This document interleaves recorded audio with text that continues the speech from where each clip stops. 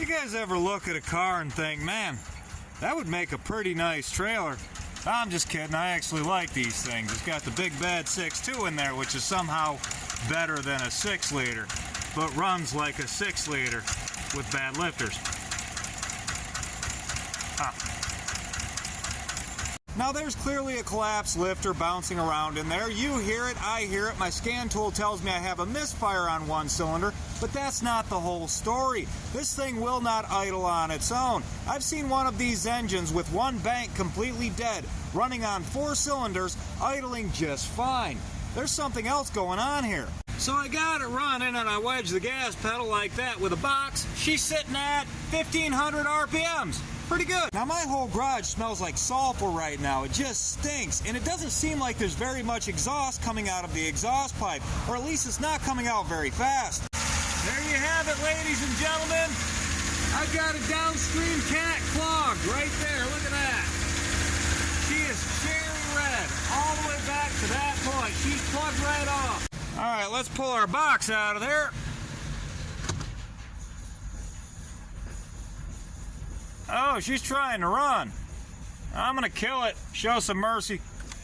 Now that Yukon and this caravan are both part of a fleet belonging to a rehabilitation facility. These guys will drive all over the countryside picking people up who are having a hard time with addiction. People who struggle with addiction have a hard time asking for help. Either they feel really good and don't know they need to ask for help, or they feel really terrible and are too ashamed to ask for help. And if they burnt all their bridges, there's not always somebody around to notice that these people need help. So when they're willing to pick up the phone and make a phone call and say, hey, I need some help, please come and rescue me, these guys need to be able to jump into their car and they need to get to that person as quickly as possible. There's no telling how much time that person has before they make another really bad decision or their really bad situation gets so bad there's nothing anyone can do for them. I imagine if you're scared and going through a withdrawal, being picked up in something with climate-controlled seats, extra interior room, and a comfortable ride has got to be some sort of mercy. It's got to be nicer to get picked up in this than like a van with no windows, right? I admit I've fallen down and have been trapped in the addiction hole, and I know for a fact not just anybody can come out on their own. Very few actually do. You either have to become superhuman at the bottom and fly out on your own, or it takes a whole lot of people and equipment to get you out of there. And the ones who come out on their own are usually pretty heavily damaged and have some sort of a complex. Either way, this one's close to me. I want it to be nice. I know there's a lot of other heroes out there, but these are the only ones that I know. These ones are real to me.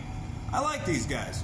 Now this hectagon appears to want to identify as a circle, so I'm just going to grab the die grinder and cut it off there. That's cut off. Now I'm going to go unplug the O2 sensors, which I should have done first, but I always forget. There they are. It's a matter of unplugging those two right there. Same thing on the other side. Then I got to get those bolts out up there on that flange. I'm going to do all that. Now that the flanges are free and the O2 sensors are disconnected, I can go no further until I pull this cross member off right here. What I like to do is set a 4x4 on this cross member behind it to hold up the transfer case right there, which holds up the transmission, so I can unbolt this thing. Now I'm going to do that. I think those are 15s, and then there's an 18 on one side and a 21 on the other right here. That's what takes this out anyway.